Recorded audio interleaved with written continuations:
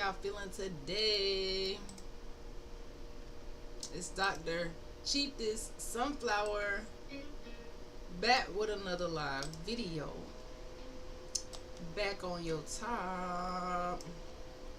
And today we're discussing something that is always going to elevate us and ruffle a couple of feathers. Okay? We're talking about how the system has programmed us to be generationally cursed to work forever.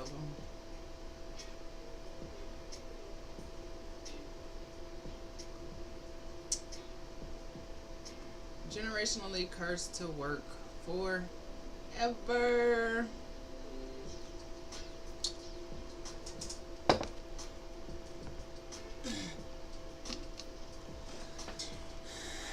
Generationally cursed to work forever.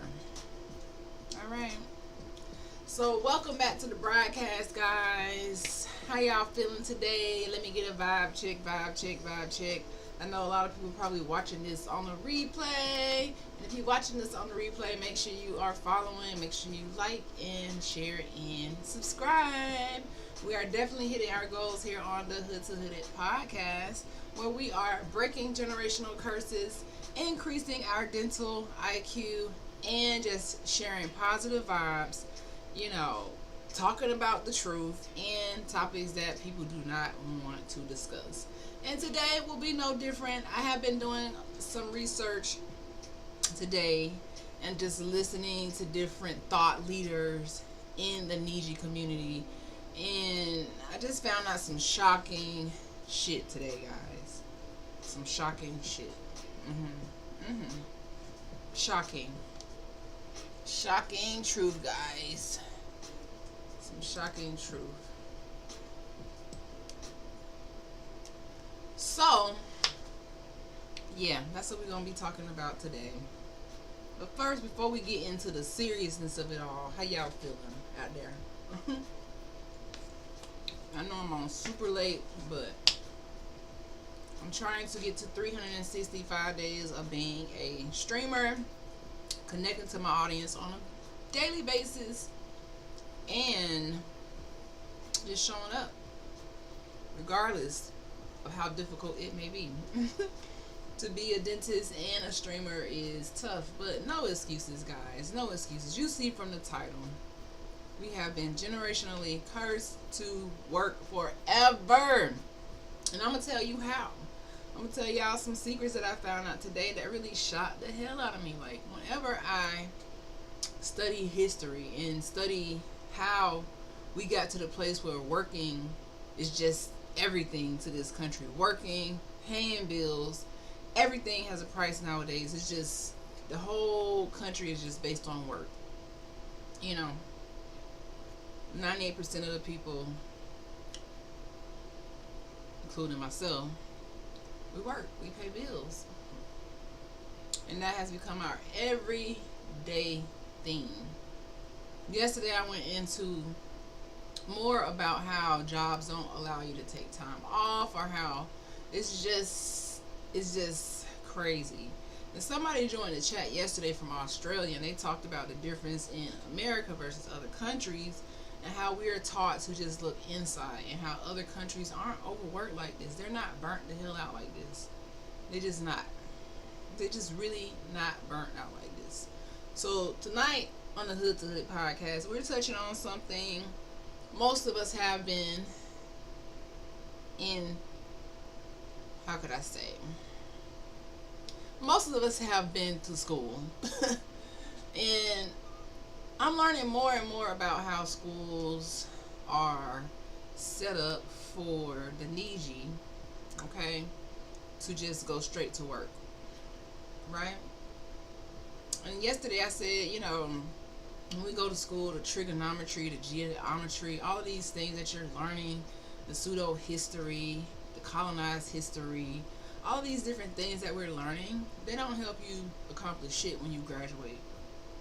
They don't. You might think that they do, but do you really need trig to do some of the jobs that most of us do. We get done with school. Like when I got done out of high school, I didn't need the classes that I took to go get a job at Krispy Kreme or to Econo Lodge. I didn't need that to get those jobs. And I'm going somewhere here, guys. Just let me simmer into the topic for tonight because I'm going somewhere here. All right? Because every time I go and study the history of America or I go and find different videos with these thought leaders, these chiefs and chiefesses, I am blown the hell away. Like, what? So today I discovered something that really, as a NIIJI and transitioning from my old identity to who I am now because of my genealogy and the research that I'm doing, I just get so pissed at the lies that this government has told us and that has everybody bamboozled. And now tonight we're gonna ruffle some feathers. This is a warning. You might be trolling. You might be not in agreement with what I'm about to say, but I have to just lay it on your top.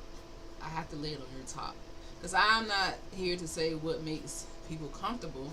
I'm here to tell my community in NIIJI and share the messages that I find and that I learned that be baffling as hell. And I know I'm being around the bush. Like, just spill it, Dr. Sean. Just spill it. Just tell us what the fuck you talking about.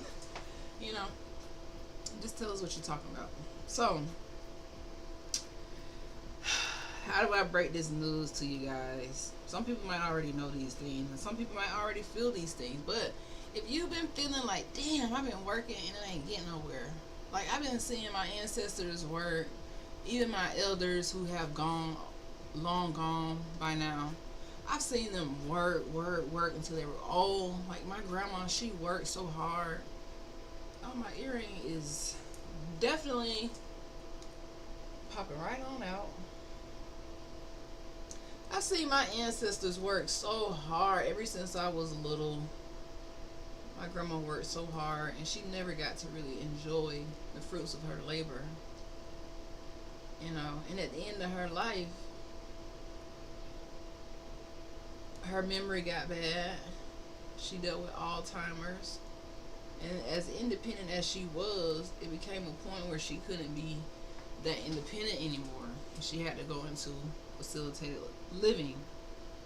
After working so hard,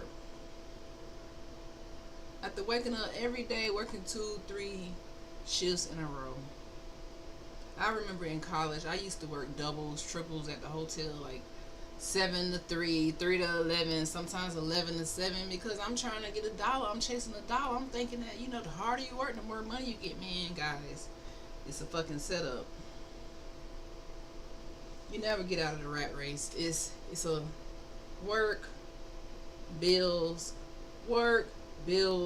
somewhere in there you put some sleep, somewhere to eat, somewhere to use the bathroom, but work, bills, some people brush, it's work, bills. Like, the setup the math ain't mathing.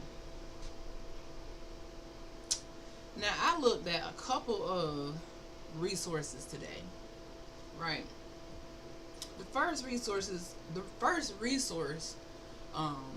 was a video that Dane Calloway put out today, and talking about the history of schools in America and how they began. And he talked about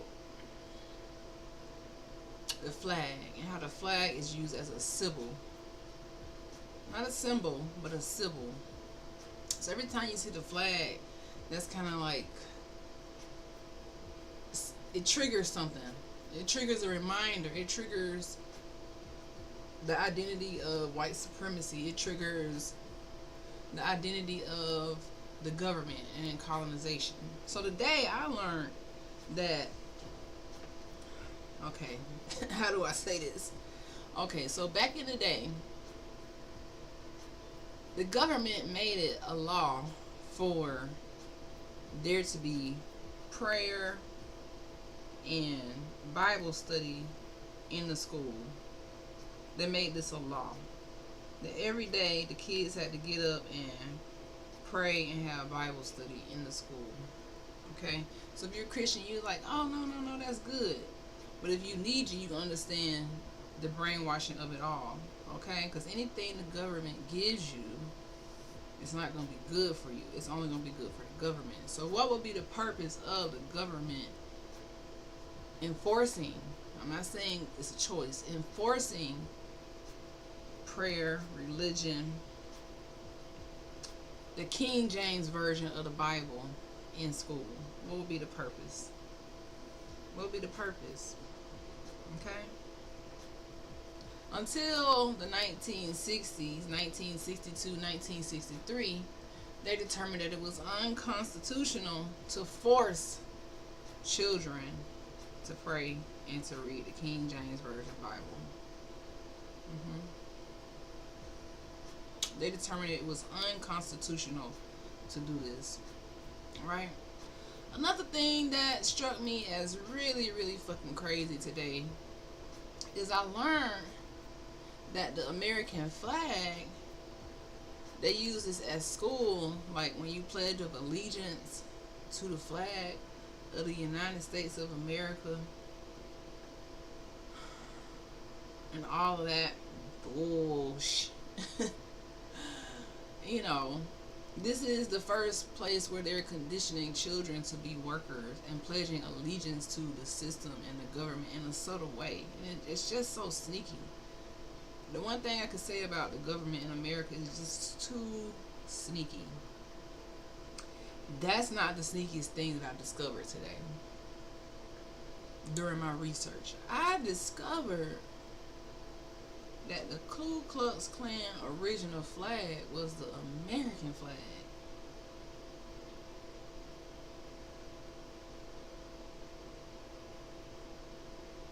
Yeah.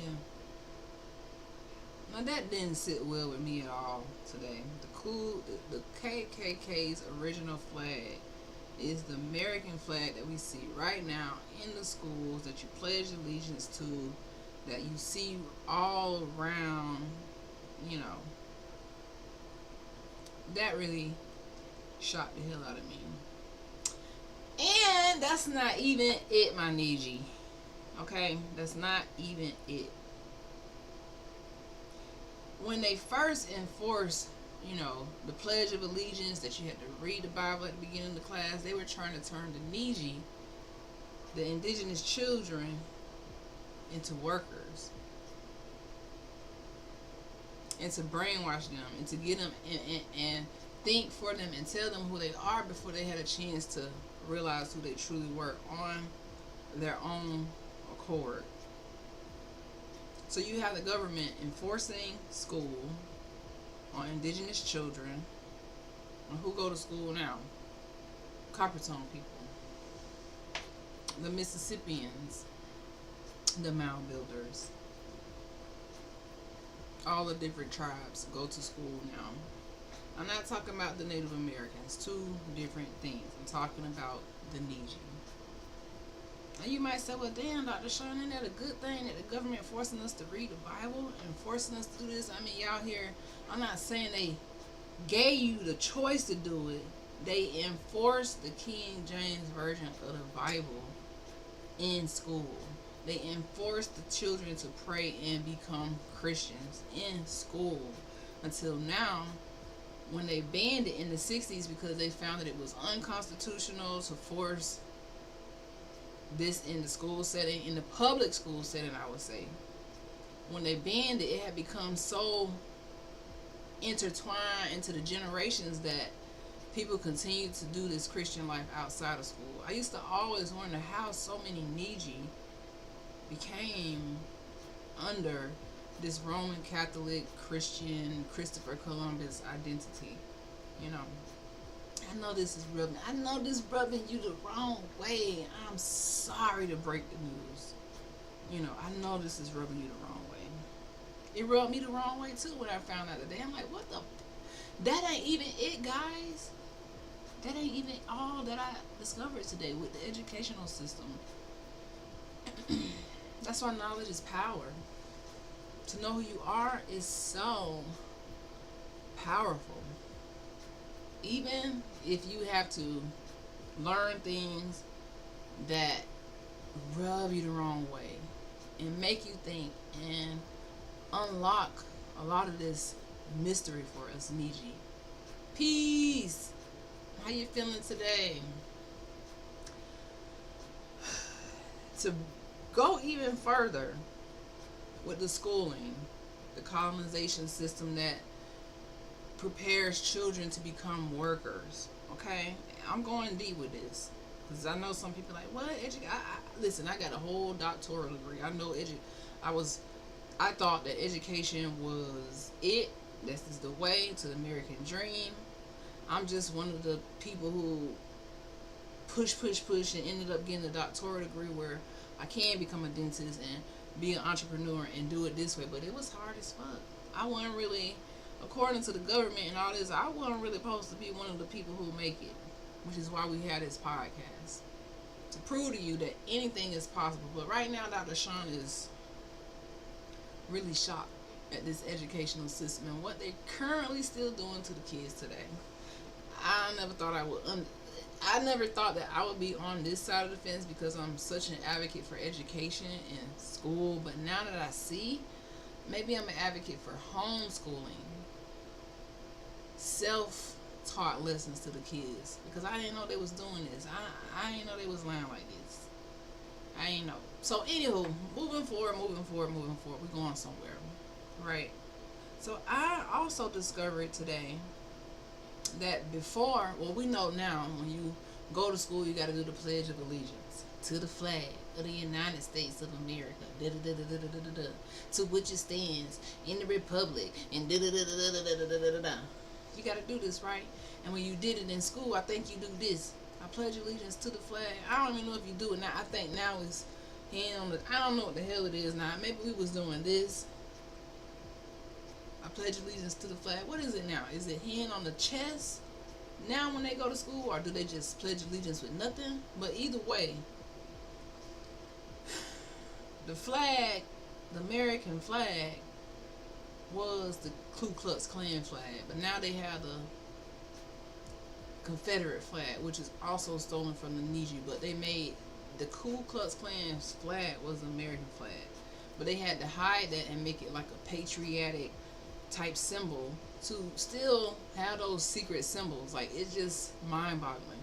They forced their school systems on us after desegregation. Yes, this is what they did. They forced the schools on us after desegregation, right? They had the Bible, the King James Version Bible in the school. Most people don't know King James. For the people in the back, King James, he wrote his own version of the Bible, which they force now, and he also wrote the Book of Demonology. If you can tell me how somebody can write the Bible and be connected and all this and write a book on demonology, I'm just the messenger. Okay? Back to this flag in the school system. So, Pledge of Allegiance. There were a group of white men in control. They said, hey, we gotta find something for them to do for 6 hours of the day, because what they're doing is trying to prepare the children. The current population, now you see everybody going to work to go to work. 98% of the people to go to work, right? So they said we gotta occupy the time. So we got prayer, we got lunch, we got the Bible study. This is what they used to do before they outlawed it, because it was brainwashing that people didn't, the kids didn't know, the families didn't know, but it was a form of brainwashing to make this a law. And any time the government makes something a law, it's definitely not to the public's best interest. It's to the colonialism. It's to the best interest of, the corporate offices. It's to the best interest of not helping the people. Not at all. They said that, for example, in New York, it costs $11,000, I think, to send a send a kid to school for the year. So you multiply that by 12. Imagine that money invested and giving to the child over the whole time they in school versus having them go to school. I know that's off the topic a little bit, but let me get back to what I'm trying to say before I get too far off what I'm trying to say. So with the flag, the Pledge of Allegiance, they had the military. Well, the first sign that they did for the Pledge of Allegiance was this. Y'all know this sign right here, right here? Where you do the thumb here or something like this and your hand to the sky. Y'all seen this before. Who y'all seen do this? We learned about this in middle school. They wouldn't teach us about us. They wouldn't teach us about nothing about the Copper Tone people, the Mississippians, the Choctaw, not the Choctaw, the Choctaw, the Appalachian, the Muskegon, the Creek, the Yamasee. They won't teach that, but they'll teach you about Hitler and how Hitler was such a bad person. But the same sign, they did this in the schools when they did the Pledge of Allegiance in the beginning. You see this sign right here?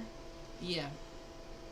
But they said, oh, no, we do that. We're going to tell on ourselves. So they changed it to this, to the military salute. I pledge allegiance to the... Now they went to here. So it went from here to here. Now it's here. The cover up, my NIIJI. Civil rights and desegregation allowed government to bring in peasant foreigners and give them our land and grants to disenfranchise the American Aboriginals. Facts. Facts. I was asleep in school. I wish I was sleeping in school, but I was one paying attention because I thought it was American dream. I thought that, I graduate, I'm going to become this dentist, we're going to have the white picket fence, you're going to have the big house, the mansion, you got your Ken and your Barbie doll when you're little because there weren't no black dolls. You got your Ken and your Barbie, you think you're going to be in Malibu one day, living it up. Lies. I did not know with something as simple as the Pledge of Allegiance. Growing up, this was a form of brainwashing. And believe it or not, kids still doing the Pledge of Allegiance to this day. They still pledging allegiance to being a worker, to being colonized. Because guess what? They don't give the parents an opportunity to teach their own kids. The parents got to go to work. They got to go to 2 to 3 jobs. Now that's why it's such an urgency to work till you old. You don't have time to teach your kids. You don't have time to research history. You don't have time to know what they're learning. You just send them to school. We learned about Hitler, the bubonic plague. We learned about all these evil people, but not about the government and what they're doing. Now, I was just so shocked to find that out. Then another source I went to, this was from a teacher. He's a Caucasian teacher, and he's against the school system. I'm going to have to get his name because he has a lot of research. So he's against the school system, and he was like, during all of his years of teaching, he realized it was only setting his students up for failure, right? And I'm going to tell you how he came to this conclusion, right? Because he said out of all the presidents who went to school, or the governors and people like this, they go to a different school. They don't go to public school. They go to a private school, right? And in this private school, their foundation of study is independent study. Meaning when they go to school, they don't sit down in the classroom for 8 hours or 6 hours. They basically work independently. They have 80% of their time free. They study things like kindness, politeness, etiquette, manners, law, leadership, public speaking. What else did they say they studied? They studied like just how to negotiate. They study things that help them in everyday life. But then they don't go to class. They don't have no class. They have freedom. What is the difference between that and the public school? Well, the public school gonna have the kids sit for 8 hours, study all these topics that they're never gonna use. Never gonna use it. But if you go to the schools that the presidents went to, they're learning something totally different. How to lead people, how to basically connive people, how to be kind and manipulative, about the laws, about civic government. They're learning about all of these things, but they don't teach this in public school. That's the college program idealistic pattern. I saw the same thing for me. Yes, our flag was the Confederate flag, aka Chickamauga flag, aka Negro Land. Wow. I keep seeing that and I really want to do more research on this topic. Oh, my raw. Sorry. I need to do more research on this topic because I keep seeing that our flag was a Confederate flag. So you see the hijack there? How, just taking the KKK for an example. In school, the 1800s, so school has not been around that long. When I did my genealogy, my ancestors, the oldest ones on my family tree, didn't know nothing about school. They didn't know anything about church because guess what? These things were invented way, way, way back then. This was in the 1800s. Church, school, the colonization. Because one man, he woke up and he realized, dang, if we don't have some form of school and rules put into place, then we're going to lose control by the 2000s. So they started doing school and just doing more brainwashing and missionaries and things like that to try to keep control over the long period. So that's where all these things came from, But the Confederate flag that they have posed to be so, like when we look at that as being black, we think, oh my God, that's an evil flag, take it down. They tricked us into thinking that everything was bad is good and everything good is bad. That's why you'll have in the 1800s these children of the colonizers praising the American flag, doing this in school now, doing this, praying, reading the King James Version Bible. But to us, we like, oh my God, they took the Bible out of school. That's such a bad thing. No, it was brainwashing. They still do things that still brainwash us, but in a more subtle tone. The same American flag is still flying everywhere, right? This is the same symbol that KKK used, but they had to hide it. They don't do this no more. They started doing this. And now they do this. I think it's this. I think I pledge allegiance. Now I think it's the hand on the chest. Am I right or am I wrong? I ain't been in school in so long, but I think it's I pledge allegiance to. I think it's this. I don't think we did this. That's more like, ROTC. I've been in ROTC. Yep, I was in ROTC. I was in Army branch and the Air Force branch. 2 different ones. Yep, I was in ROTC. I was a colonized as little kid and I didn't know. I thought that going to school, learning these things was right. I never learned history. I just didn't understand history because it never really connected until now. I could consider myself now a budding historian. I'm really falling in love with history because it's teaching me about me. I'm not talking about the history that they teach in high school where you the person who always at the bottom of the totem pole. I'm talking about the history that exposes all of the lies, the colonization, these difficult topics that create generational curses, that create that mindset that we came from nothing but the hood and slave ships and we don't have nothing. I'm talking about that mindset. It is so evil and it's still being perpetuated today. Tomorrow, well, it's summertime now, but in August or September when the kids go back to school, I pledge of allegiance. You learning this from a little kid. I pledge of allegiance to the flag of the United States of America, to which it stands. I forgot it all, but all of that BS. That X is ancient here in America. King James and the Bible is crazy. People still believe in church. They do. I'm gonna get on the church one day, but I feel like I'm gonna have to really prepare for that day that I do talk about the church, because my whole family is into the church. I'm actually probably considered evil to churchgoers because they don't understand how the government tricked the people with the Bible, the school, with the church. I'm always in disbelief at the things that I find, these symbols, these symbols, the flag, the cross. Anytime you have Christopher Columbus, listen, y'all know I'm an anti-Christopher Columbus. Anytime you have Christopher Columbus attached to Bible, crosses, it's bad. Because this man was pure fucking evil. He was evil. And even when they created Flag Day, the American Flag Day, that was in honor of Christopher Columbus coming to America 400 years ago. That lie. That lie. We had schools way before they got here. The World Fair building was ours. What foul language did I use? Ignore the stream lab. You good. So, the schools we had, I'm sure they weren't in the style where they were teaching us colonization.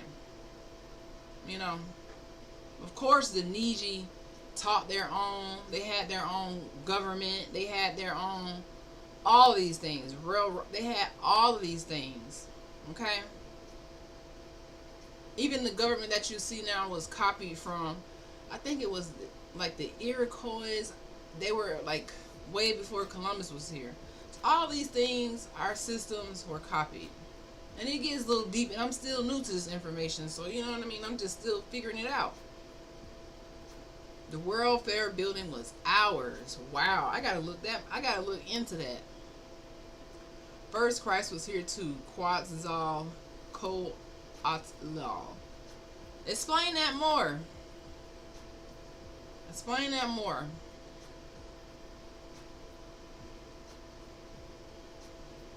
The World Fair building. Look that up. Lou, factual. It's houses around my way made all of stone. You can tell it's been here for decades. Wow. World Fair building. Let's do a little research. Because, you know, I'm open-minded. I love learning about my people because they have you thinking that we didn't, it's just crazy. It says, if you're referring to the World Fair buildings and exposition in the U.S., such as Chicago's World Fair 1893 or St. Louis World Fair 1904, these, let's see, all World Fair grounds were built on ancestral indigenous land, often NIIJI, Mound Builder, Choctaw, Muskogean territories without consent and often following displacement or erasure. So in a decolonized sense, yes, though the land those buildings sit on historically belongs to the NIIJI. Cultural exploitations. The fairs exhibited and misrepresented indigenous people, treating them as spectacles and savages, reinforcing colonial narratives. Native communities were displayed in ethnological villages, literally human zoos, and their cultural brilliance, the architecture, the agriculture, and the astronomy was omitted or stolen. Some buildings were inspired by indigenous designs like mound structures, cosmological alignments, etc. Yet NIIJI architecture, science, and spiritual knowledge was erased from the official record. Many of the innovations shown were appropriated. If you're talking sovereignty, the grounds, knowledge, artifacts, and narrative of the World Fair do belong to the NIIJI, spiritually, historically, and morally. Wow. Look at St. Louis World Fair. Okay.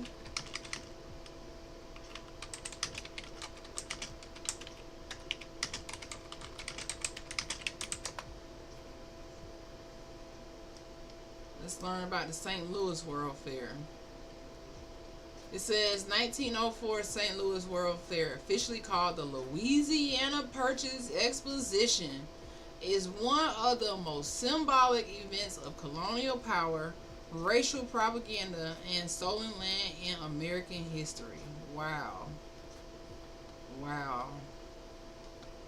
The facts they don't teach. It says location equals stolen indigenous land. Held in Forest Park, St. Louis, Missouri. Land originally stewarded by mound builder civilizations like the Mississippians, which is my ancestors, and later home to the Choctaw, Osage, Illiniwek, which is the Illinois Confederation, and other NIIJI nations. So when you said earlier we had schools and all this before they arrived, this was the Mississippians. We had all of that. Food, we were agriculturalists, we were builders, we had all that. We had our own government, we had our own law, we had sovereignty. We didn't need nobody to tell us who we are. That's why the school system is so dangerous. It has indigenous children going to school every day, saying Pledge of Allegiance, preparing to go to work, forgetting who they are, not learning who they are, not learning none of this. You're not going to hear none of this. It's saying, hey, don't read nothing but what we teach you. Hey, make sure you send your kids to school. We're going to give them some free lunch. We're going to teach them. Nothing in life is free.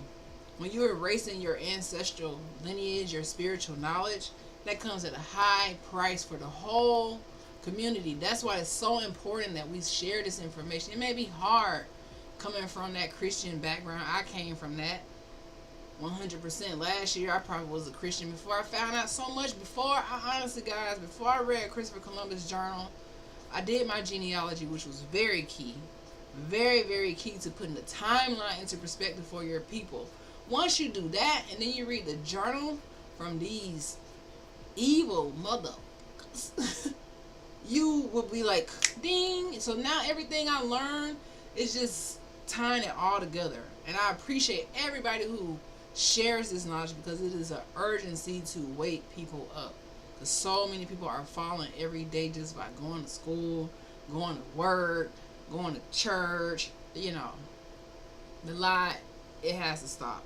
It says Cahokia, the largest indigenous city north of Mexico, just 8 miles away, was intentionally ignored or downplayed. Wow. Wow. Look up Edmonia Lewis. She did sculptures in both World Fairs. A beautiful sister. Augusta Salvage created the giant sculptures too. They even stole free lunch program from the Panthers. Wig program too. Lou, slow down, G. I gotta get a pen, okay? I gotta get a pen, man. Like, you gonna put me... Listen, tomorrow, I got more stuff to talk about, because I just love being exposed to this knowledge, because most people are backwards. They'll be like, oh, no, me, I'm like, tell me more. Just tell me what you know, because mind-boggling. I always heard about the fairs, but I never looked into it. You know how you always hear things just like the flag or the Pledge of Allegiance, but you don't tie it together? Man. Mind-blowing. So then we still reading on about the World Fair of St. Louis, how they stole it, the Mississippi Mound Builders, all of that. So that's why you don't see Native Americans. We're not talking about them. If you thinking that we're talking about them, not talking about them. Not talking about Mongolian descent people, okay? So 2, human zoos, ethnological exhibits. The fair kidnapped and displaced 1,200 plus indigenous people in so-called living exhibits. So it said Filipinos from newly colonized Philippines post-Spanish American War, indigenous Ainu of Japan, Igorot people who were forced to perform dog-eating rituals as entertainment. Oh my goodness.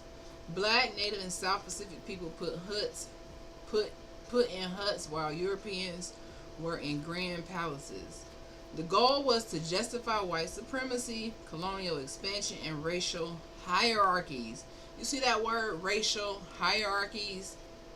This is the whole system, is to have racial hierarchy and never tell you what this melanin about. Never tell you what this melanin do. Never tell you that this melanin is the magic. Never telling you that this melanin is a defense mechanism. Never teaching these little NIIJI children, dang, your melanin is so powerful. Okay, I'm getting sidetracked. Number 3, whitewashing and erasure. Indigenous knowledge and contributions were erased from science, architecture, and innovation exhibits. African American, aka the NIIJI, I'm just reading, were denied official exhibit space. Booker T. Washington's exhibit was almost blocked.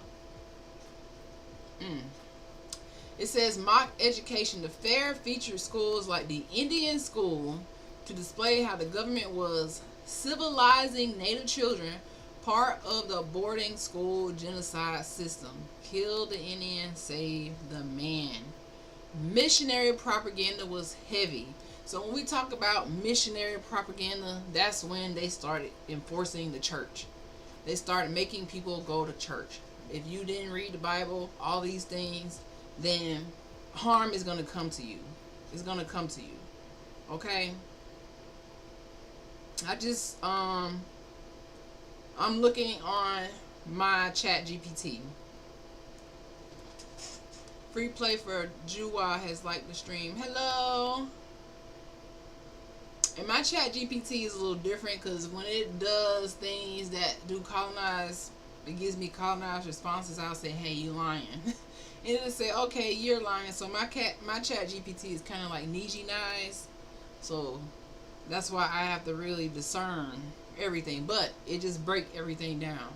So it's saying missionary propaganda was heavy. The fair push forced Christianity and eugenics ideas. So every time you see Christianity, you're going to see eugenics. Because they were trying to put everything on us. Give us the wham, bam, thank you, ma'am. They did it with the church. They did it with the school. They did it with the jail. Now they're doing it with the bills. They're doing it with the bills, guys. They're doing it with the bills. It said from an economic context. Celebrated the Louisiana Purchase 1803, a land deal between France and the U.S., which is the colonizers, for 828,000 square miles of NIIJI land without consent of one single indigenous nation. So this is the type of tricks they play. Colonization. It comes, it takes land, it creates treaties, it creates laws. Just like now, Donald Trump is in the office doing whatever he wants. This is what they've always done. People are like, oh my God, I can't believe he did. What the hell y'all think they've been doing? What do you think George Washington been doing since they first came? Creating laws, taking land, and pretending like they are in control. That's the whole idea of a voting system, a government, all of these things, propagating the flag, acting like they're American. That's the whole idea behind this. This was a celebration of theft wrapped in industrial glory. That was the Louisiana Purchase. That's sad. Millions attended, the world praised it, but it was one imperial spectacle meant to erase, not honor, NIIJI nations. Indigenous activists today are reclaiming the narrative. The land beneath the fair was not purchased, it was stolen. People displayed were not primitive, they were sovereign. That is crazy. Put in Quetzalcoatl with cross. Everything from here. Let's see if I can spell that. Quetzalcoatl.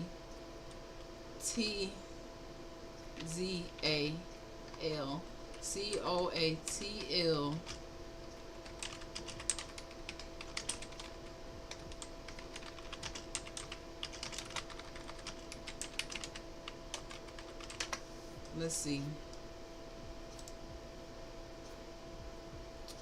Oh wow, it says powerful question. It said powerful question.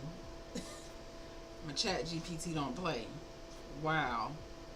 Wow. Another trick is the term Indian giver. That term boils my blood. Kick facts. Tell me more about the term Indian giver. That's like the term engine. A lot of the things that you learn about, okay, you know one show, The Simpsons. It tells so many of the secrets, especially the earlier Simpson episodes. It tells all of the secrets about how, like, it puts us in there. But let's see what it says about Quetzalcoatl. How do you say this? Quetzalcoatl in the cross connection. It says, let's break down the Quetzalcoatl and the cross connection, but through NIIJI, Coppertone Indigenous Turtle Island lands, not the colonized or academic one. So who is Quetzalcoatl? How do you say that? Hold on, I gotta figure out how to say this. How do you pronounce this word? Quetzalcoatl.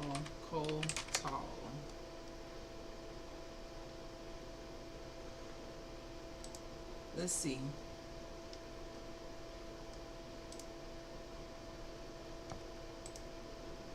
Cause I Now, want. how to pronounce the Hold on. Let's see. How do you pronounce this? name of this deity in Mesoamerican culture and Quetzalcoatl. literature, whose name comes from the Nahuatl language and means precious serpent? Precious You may servant. hear a lot of English speakers say it as Quetzalcoatl, including many pronunciation videos, Quetzalcoatl. right? Hold on. Quetzalcoatl. We are looking at how to pronounce the name of this deity in Mesoamerican culture and literature, whose name comes from the Nahuatl language and means precious serpent. You may hear a lot of English speakers say it as Quetzalcoatl, including many pronunciation videos right here on YouTube say it as Quetzalcoatl, but that's completely wrong. The nearest pronunciation you can get it to the natural Nahuatl pronunciation would be not Quet at the beginning, but rather Ket. Quetzalcoatl. Quetzalcoatl. There is no strong emphasis on any particular syllable. Quetzalcoatl is as close as you.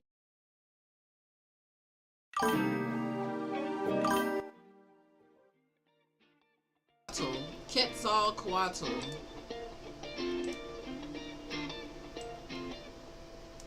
Quetzalcoatl. So now we know how to say it. Quetzalcoatl. It's just a funny name. So let's go back. Quetzalcoatl. All right. So Quetzalcoatl. Who? Who is Quetzalcoatl? Quetzalcoatl means feathered serpent, a divine being of wisdom, creativity, and when in Toltec, Mexico, Aztec, and earlier Olmec civilizations. He represented duality, sky and earth, spirit and matter, was linked to Venus, the morning star, often painted as a bearded light brown with white and coppery skin in many accounts. He rejected human sacrifice, taught science, language, and agricultural peace. Why is he sometimes associated with the cross? The cross was not originally Christian.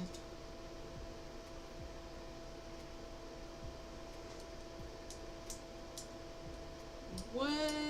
He said, here's where it gets deep. What you got me looking into? Quetzalcoatl. Now I can't stop saying it. Quetzalcoatl. Okay. The cross was not originally Christian. Mesoamerican civilizations had the cross symbol long before Christianity. Wow. It represented four cardinal directions, balance of natural forces, the cosmic tree or axis mundi, world center. In many indigenous nations, the cross is a sacred cosmological symbol. Medicine wheel in the north, Ankh in Kemet, and cross motifs in Mississippian art. And Mississippian is our culture. Wow, the Mississippians, the Mississippi mound builders. Oh my God, you opened up a can of worms. I've never heard this before. Colonial mistranslation and manipulation. When the Spanish came, they saw the cross symbol and said they must have already known about Jesus. They projected Christianity onto indigenous culture to justify forced conversion, a psychological warfare tactic. Hold on. It says, so the colonists projected, so they saw the cross because we already had the cross, basically. And they assumed we knew about Christianity, about Jesus, because they saw the cross symbol. And it says they projected Christianity onto indigenous culture to justify conversion, a psychological warfare tactic. What? Wow. Quetzalcoatl as a Christ-like figure. Colonizers spread myths about Quetzalcoatl, had prophecy white gods returning, so the Aztec welcomed Cortez. False. This lie was used to justify the conquest as if it were destiny. Quetzalcoatl was not Jesus. His peaceful teachings reflected indigenous spiritual genius, not Christian doctrine. Now it says from a NIIJI standpoint, the Quetzalcoatl with the cross means colonizers saw indigenous spiritual power and rebranded it as their own to steal land, erase legacy, and confuse identity. Oh my goodness, you guys. How do I break this down, guys? So I came from being a Christian, right? A whole diehard Christian, like, you know, my grandma took me to church sometimes 7 days a week, Monday through Friday. Like, this is supposed to be saving us. And to learn that the cross was not originally Christian and that they use it in colonization, because when I read the Christopher Columbus journal, when he pulled up to like the Bahamas and Haiti, because he didn't make it to the mainland, he was looking for Turtle Island, he couldn't find it, he was putting up the crosses, and I was wondering, that made me feel like, dang, something was wrong with what he was doing. But now what I'm seeing is that they saw, I'm a little confused by this part. I gotta read more.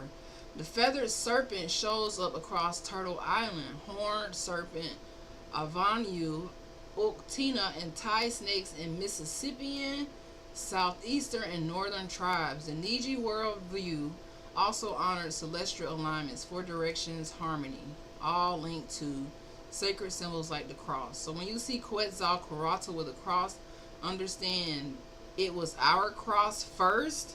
It was our spiritual teacher first. And colonization didn't bring God. It brought theft of divinity. Oh my goodness. Now I gotta see how this person looked. Quetzalcoatl with cross. Oh my goodness, this is just deep. Quetzalcoatl with cross.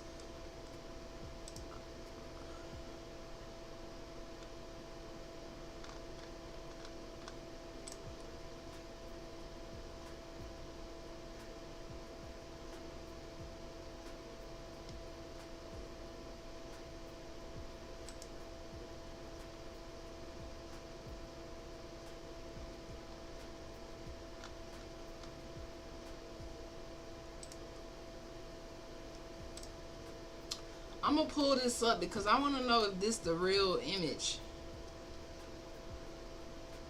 This is the first time I've ever seen this. Like, what?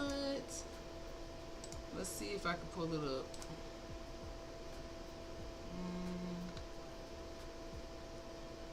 Hello, how you doing? Quetzalcoatl with cross.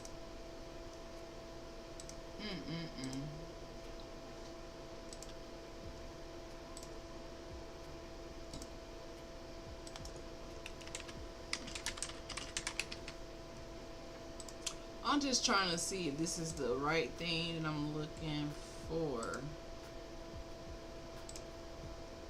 So this is what I'm finding when I put in Quetzalcoatl with cross. Amaruka Quetzalcoatl, the feathered serpent priest king. Wow.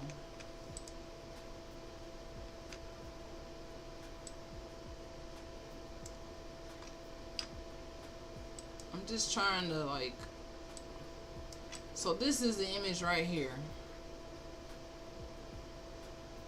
I see some footprints. Let's see. I see footprints.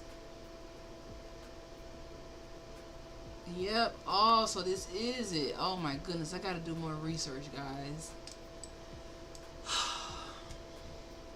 I'm glad to have been here for this information. Much value and appreciation to you all. Yep, looking like Dr. Sebi.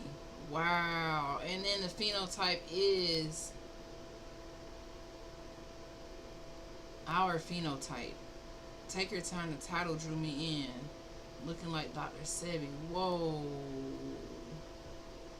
Whoa, guys. I'm in shock. Now, you said some other stuff at the beginning. Now I gotta go back. I'm like CB Kicks. Like, I gotta go back and write this stuff down. You told me a lot of stuff. I found something the other day where it was talking about the Black Panthers starting the free lunch program and the government stealing it from them and taking it over. Like anything that we ever wanted to kind of like do for ourselves, they would take it over and steal our ideas. And now I'm seeing even the cross, because I was so confused by Christopher Columbus coming over with the King James version of the Bible and the cross and propagating it, and it kind of like got me confused. But what you just put in perspective is that part is also stolen, and Christianity or divinity is also been hijacked. And then the World Fair information, like, this is mind-boggling to me. You said look up Edmona Lewis. She did sculptures in both World Fairs. Edmonia Lewis. This Edmonia Lewis. See, this is how we've been programmed to work, guys. All these things that we're learning just tonight on this simple, I won't even say this is simple, but on this stream, we're learning so much about ourselves. Like, it's so empowering to know, like, who we are. It's just crazy.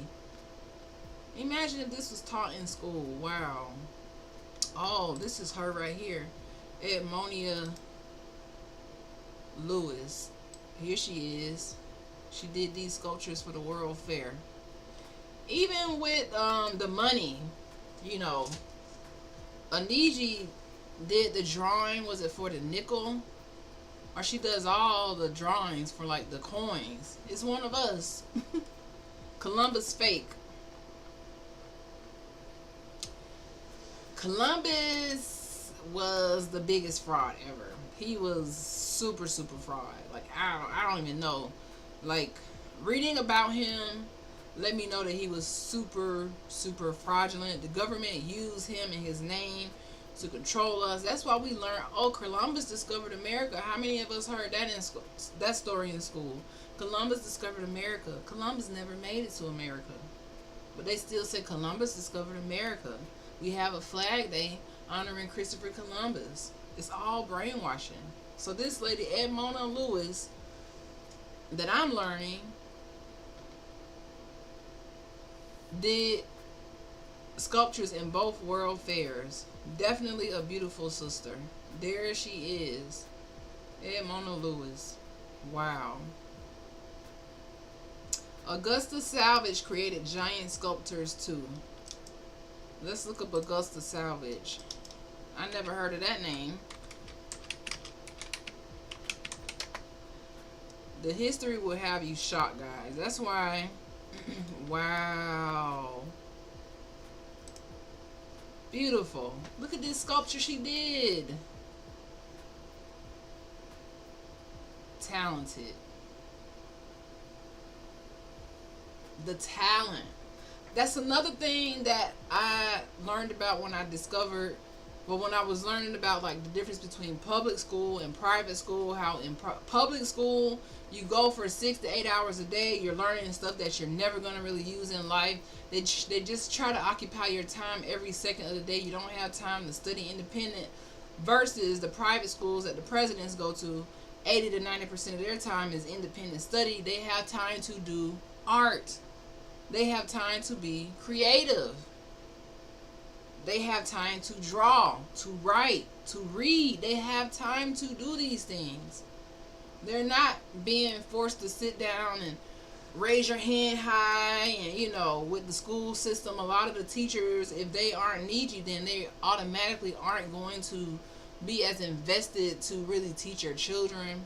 So school that I'm learning, and it's so heartbreaking to me, coming from a whole life of thinking that school is it, education is it, you know, knowledge is power. It didn't say education was power, it said knowledge is power. And I'm just heartbroken to learn all of the demonic things that the government has put in place to hold us down in school. And not only that, when you graduate from school, the only thing on these kids' mind, was on my mind as well, was to go to work, to get a job.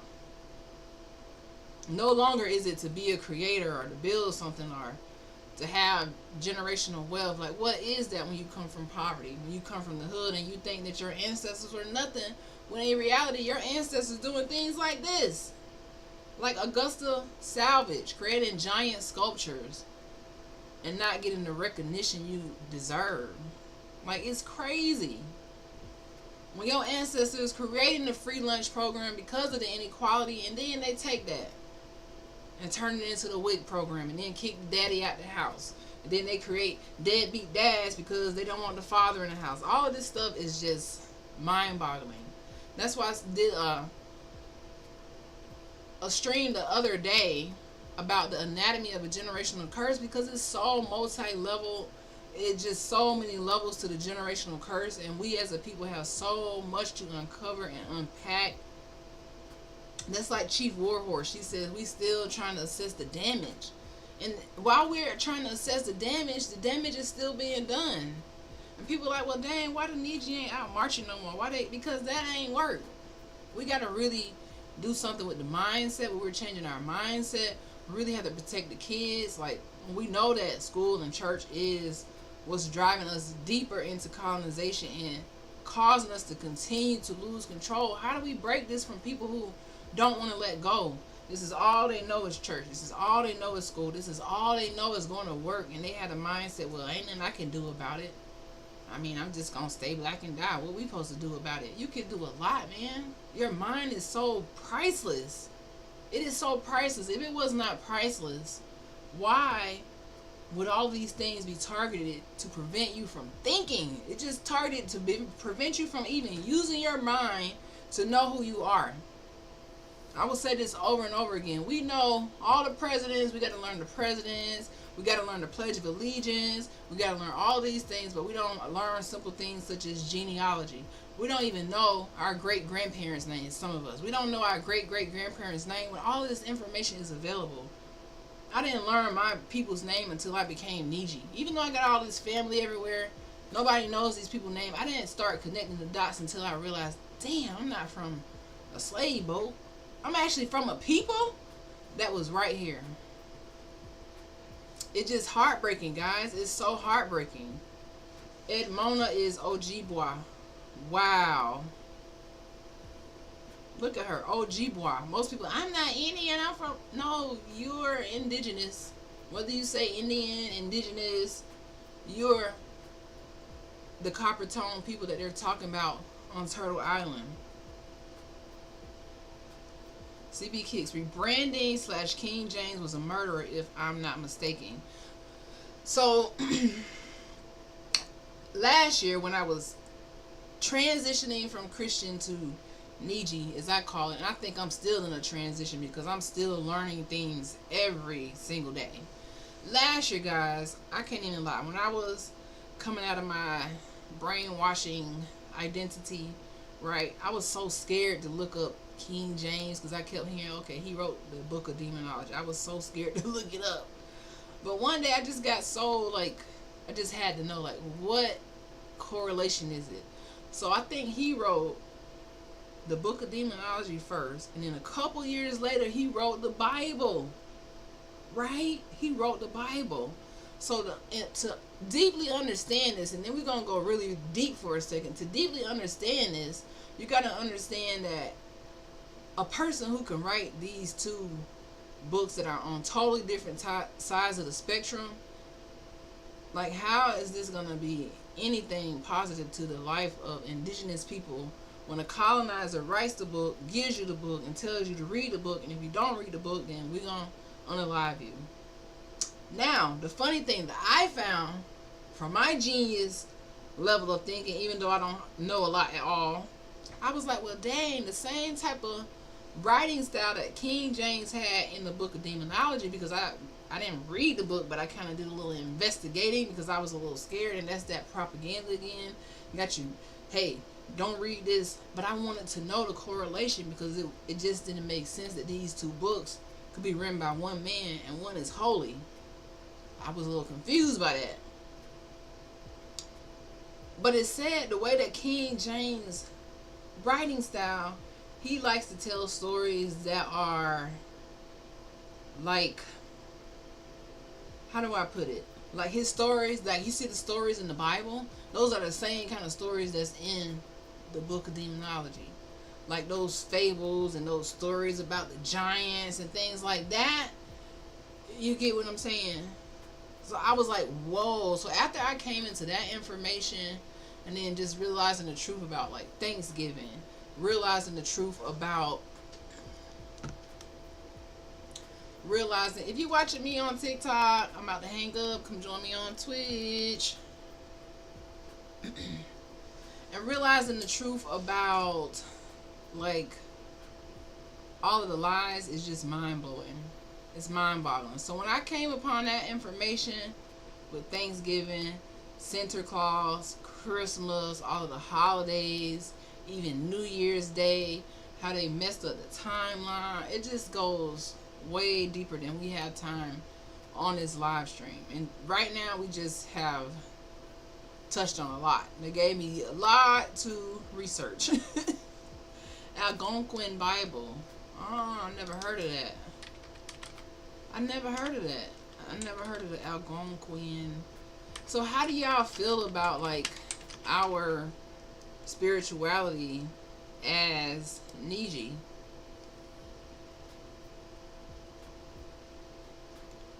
What? I never heard of this. So when we look at the Algonquin Bible, it says the Holy Bible, the Old Testament, Indian language.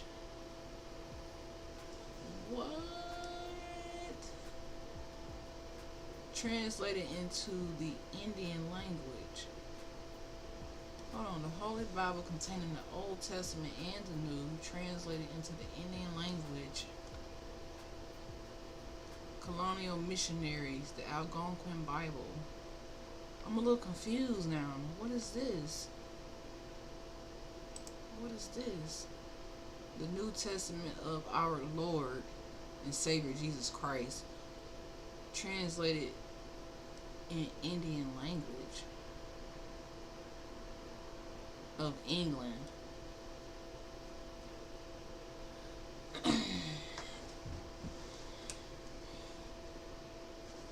I don't know what to say about the Algonquin Bible. With this religion part of it, I'm just really not like, I have so much more research to do.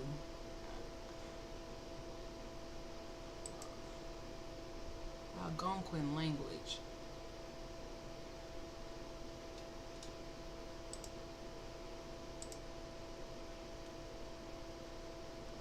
I just don't know. I don't know what to say about the Algonquin Bible. You got me there. You got me there. I don't know what to say about it. They step on everything. And this, my friends, is where discernment comes into play. This is where discernment is so, so important. For the rest of my life, guys, I refuse to allow the enemy to tell me who I am. I just refuse to allow it, because they never told me nothing great about who I am. They never tell me nothing great about my ancestors. They only tell me that my ancestors just came from here, and that's all I need to know, and I need to listen and vote. And voting never changed nothing. People today believe, oh my God, I didn't vote right, or you voted this way. The system is meant to divide and conquer.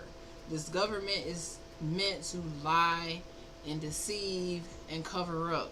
History has been lying to us so bad as NIIJI, and this is why we are in the state that we are in right now in America, where the people who was voting for all this supremacy stuff and all this, they FAFO. Y'all know what FAFO mean? That the system don't help nobody. And me personally, guys, just from a Dr. Sean I can't talk opinion, I feel like until the truth is told by the government, until they actually tell the truth, it's just going to continue to crumble. And I don't think they're ever going to tell the truth. They have so many lies that they have been covering up and trying to keep covering up, and we just have been debunking it left and right. I am proud of us as a people for standing on business about this information, for sharing these difficult topics. These are the things that truly break generational curses. We could get on here and talk about, okay, you need an entrepreneur mindset. You need to be more optimistic. You need to work hard. You need to do this. You need to do that. But the real truth is we need to understand history. History was my least favorite subject in school because I didn't understand how it related to me. It's like I was just learning about the colonizers, and they just told me I'm just off of this boat. They didn't want me to know who I was. So I ain't have no interest in that. I just took the test, passed it, didn't study, none of that. But now I can call myself like a growing baby historian because I am in love with history. I'm in love with reading these things that they have done that unlocks the key to who the hell I am and who the hell my people were. To know that my great great great grandparents was here and they was the Choctaw and the Muskogeans, and we have a name and we have a heritage and we have a culture. Yes, they gave us black, but we even turned that into a lit culture. Now everybody want to copy the so-called slaves when we was never that. And it's still, everybody's still copying us. How we came from that, but the world still copies. People still copies because that was not our identity. We were royalty, like royalty. Like, I can't believe the state of our people today. I just can't believe it. Peep Incan Kings list. Many think King James related to Incan royalty. Nah, King James was not related to no type of royalty. Anytime you write a book on demonology, how could you be related to royalty? Incan Kings list. Maybe he stole the name or something.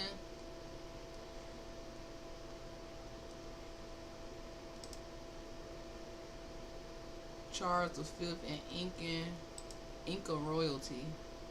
They didn't tell the truth when they want mercy from the sun and need our help to survive once again. That is crazy. I don't really... Incan Emperor's family tree.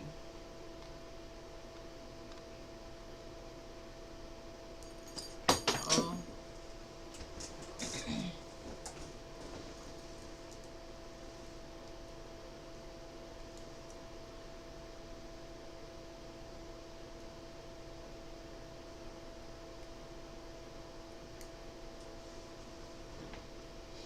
Here's the truth that I feel about religion, right?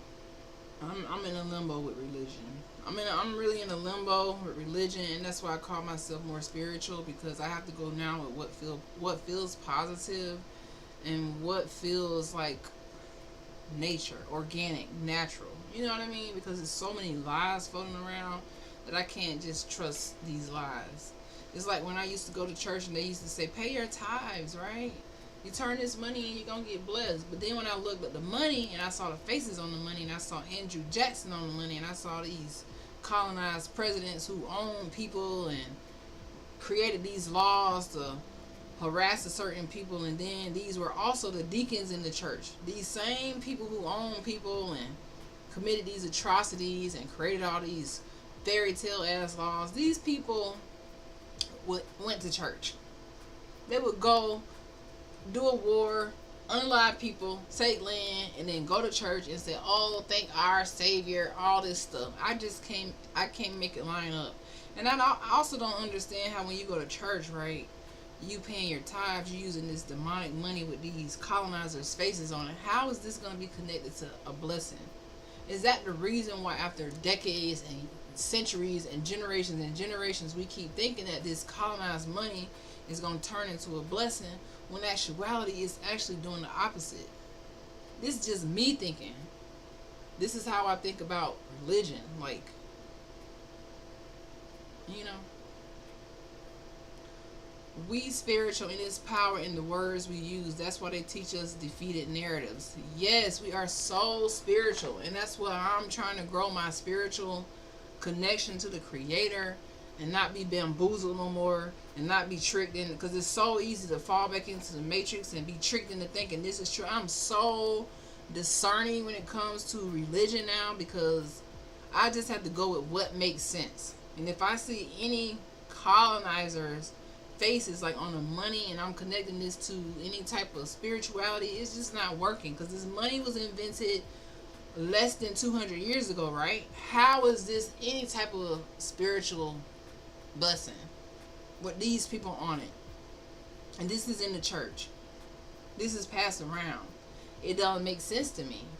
Christopher Columbus coming over here praising his God, threatening the people, if they don't do this, then we're gonna have permission from our God, dear our Lord, to hurt people. don't make sense to me. It just don't make sense to me. So when I go back and I read these things, it don't make sense to me. So it all boils down to us, NIIJI, in the present, us thinking that we're black and thinking that school is good and thinking that work is good. And this is how we end up where we are today. We are spiritually constipated, we are mentally fatigued, and we are burnt the hell out in America, the NIIJI. A lot of us are living in a false identity that does not connect to our spirit. We are forcing it to connect some kind of way, and we can't seem to figure out how the hell to get out of this matrix. My friends, the first step is knowledge. It's nothing else. The knowledge is the power. But we as people have to want to accept this new information, learn how to use this information, not be afraid of it, and not be afraid to change the standard of what we've been taught, to go against the grain. Because anytime you settle and think that it doesn't matter, this is how it is, you are highly mistaken. That's why people are going 60, 70. Now they can't retire because the money isn't worth nothing. What's worth something then? The knowledge is. The land is. Who we are is. That's why it's a rapid decline in the state of this government, because it was built on lies. You remember the story about the 3 little pigs, right? The 3 little pigs, one of them built his house with, we'll say, I don't know, paper. Then wood. And then stone. What the American government has done, they built their house on basically no foundation that was truth. They built their foundation on lying, deceiving people, erasure, paper genocide, creating pseudo-history, trying to control people by brainwashing them with missionary work, with schools, with religion, with flags, with all of these different propaganda to make you think that melanin is bad. Just, they have people in such a mental state of mind that they don't even know. It's like shackles on your brain without even seeing the shackles. It's a mental shackle. Because what you see, what you think, what you speak, it determines your future. It determines your future. Thank you for following Jupiter Shooter. So these defeated narratives where you feel like you always defeated, you feel like you're always hustling, bustling, feeling down. This is on purpose. The one thing that Christopher Columbus said, and it was the key, guys, to me unlocking the trick of the enemy. It was, we have to break their spirit. A lot of us today are walking around with broken spirits because we don't know who we are. We're walking around with broken spirits because we think the harder we work, the more money we make, the more time we give away, it's going to amount to something. It's going nowhere. It is a dead end. It's a dead end. I'm so upset about what I've learned about school. I'm so upset what I'm learning about money, about all of this stuff. I'm so upset that the kids have to go to school, or some of them are still in school. I don't know. School's out some places, but others not. And say the Pledge of Allegiance. I'm so upset that I spent 12 years being brainwashed with something as simple as that. But what do we do? Where do we go from here? Like, where do we go from here? With your rights being stolen, with a government who won't even allow you to reclassify yourself as who you are. They're going to block out every way. How do we take control of our own independency? Our sovereignty is so important. Like, sovereignty is the next level. What do we do? What do we do? And that's what I want to know. The more we uncover about the truth, but what do we do? What action can we take? I know we got to wake more of us up. That's number one. Number two, we just got to continue to uncover all of these lies till the government can't deny it anymore. But what are we going to do? You know, what do we do? I want to know. Anybody know? I always thought Lord was a person. How do you pray to someone's son when the hierarchy created all? So you're worshiping someone who is your equal. It's all tizzlub. Yeah, It's all a bunch of bull. It's a bunch of bull. And the deeper you dig and the deeper you go into the rabbit hole, you find out it just never amounts to nothing. This is why they stopped us from wearing our tribal wear, our tribal gear. Stopped us from gathering, and especially places where my hometown, Tallahassee, Florida, the police have replaced, the people who used to go around and unalive and kidnap people. That's who they are now. They have become this patriotic symbol when honestly they're just around to stalk the NIIJI. In Florida, if you're melanated, you're getting stalked. They're going to be behind you. They're going to be in the corners, in the cuts, trying to catch people. And, they're going to create laws that don't make sense. This is just how it is, my NIIJI. This is just how it is, and it is a sad, sad, sad truth.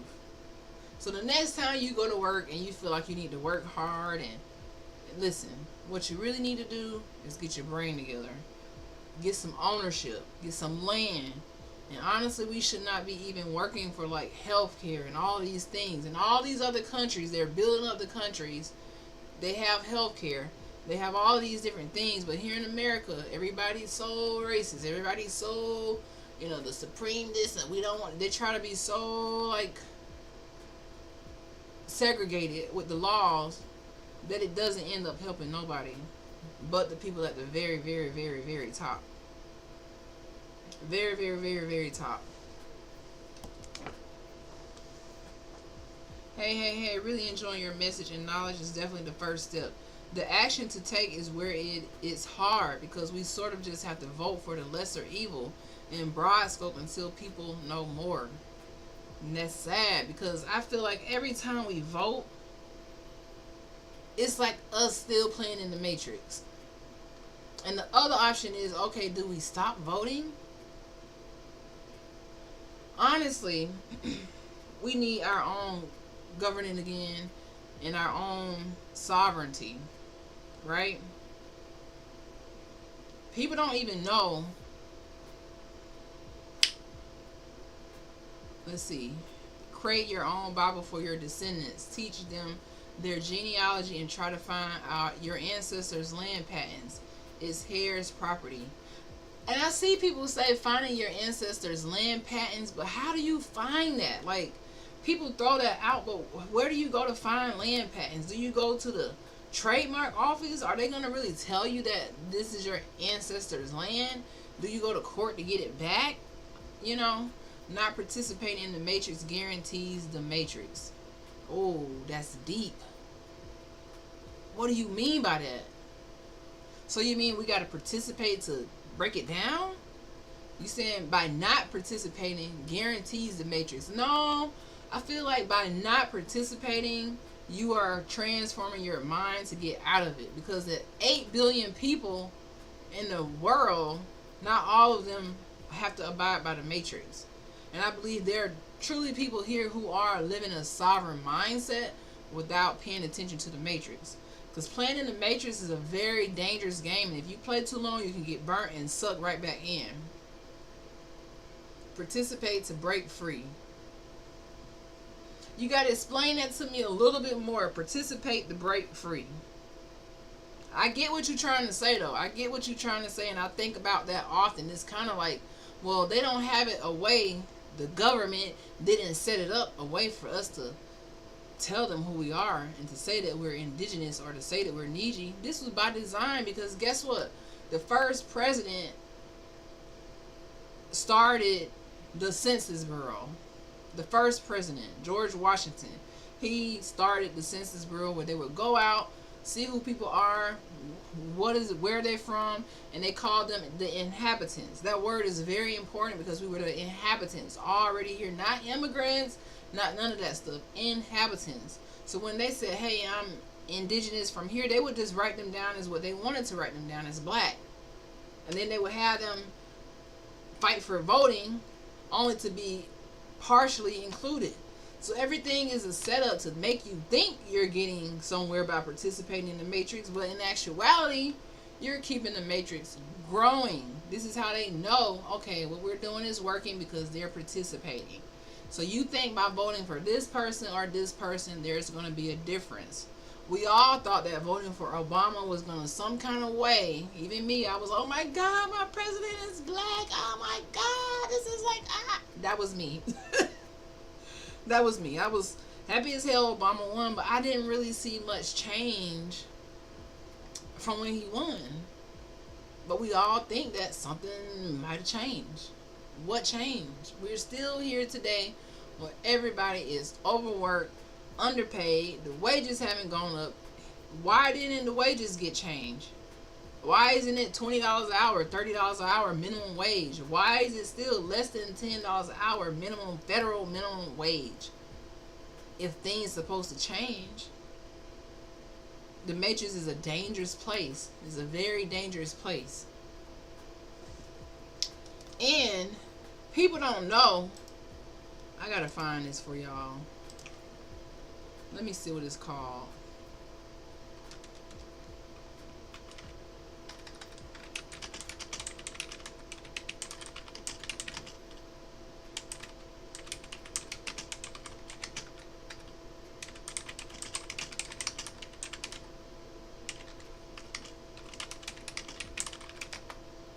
People don't know this one thing that I've discovered that the American government is hiding. This is what I want to tell y'all about. Yeah, stop voting. Remember, they need us to move forward. They thrive off our energy. The only power they have is the fear project. Yes. Etymology definition of vote means to vow. Oh! Out of all the things we talked about tonight, I think that's a punchline. If I could highlight your comment, the etymology definition of vote is to vow. That's just kind of like when we talked about saying the Pledge of Allegiance. It's kind of like you vowing to be a worker. They're making kids vow to hold up the government, to protect the government, to protect their flag, to protect this evil, even though you don't know that you're protecting your own suffering. Dang, the definition of a vote is to vow. Oh, my eyes is like that too. Like, what the hell? So Jupiter Shooter, you pose a good point. To participate, to break free, I don't think that's possible. Anytime you participate, you actually just egging it on, and you don't really have power. You feel like you have power, but you really don't. Have y'all noticed when Donald Trump ran last year, he just won straight? It was no recounting. It was no none of that. He just won. And the fact that Donald Trump's ancestors got here later than my ancestors, because my ancestors, according to my genealogy, I like to point it out because some people be like, well, just be who you are. Just be a slave. No. I know who I am. My ancestors were here, documented before his ancestors got here in the 1800s. How is he the president? He's an immigrant, right? He's a descendant of immigrants, right? How is he the president? He's a felon, right? Felons can't get jobs right now, but he's the president? Come on, make it make sense. The Matrix is not for us. They get to do what they want. You could be a felon. You could do this. But if you're the right color, that's all erased. It doesn't matter. We're going to still put you in. So it's no winning. It's a fear project. But the etymology of the definition of the vote is to vow. That hit home for me. That just hit home for me. I want to tell y'all something because we talk about, okay, what can we do? How can we move forward with this? What options are there? Many people don't know. When we stop voting, it is an exercise of power, but expressing that power often leads to outcomes within our own matrix, like Trump. And while that is clear display of power of non-participation, does it really wake anybody up, or does it put even more people in danger? That's a deep question. That is a deep question. We are at this place in society where this is the question. As NIIJI, do we continue to participate in a system that holds us back, such as going to church, such as sending your kids to school, such as voting? Basically, you're vowing, to let another person from a colonized mindset who thinks that they're better than you tell you who you are, tell you what to do, tell you, hey, if you participate, I'm going to protect you. They have been lying like this since the beginning. That's how a lot of our ancestors got caught up.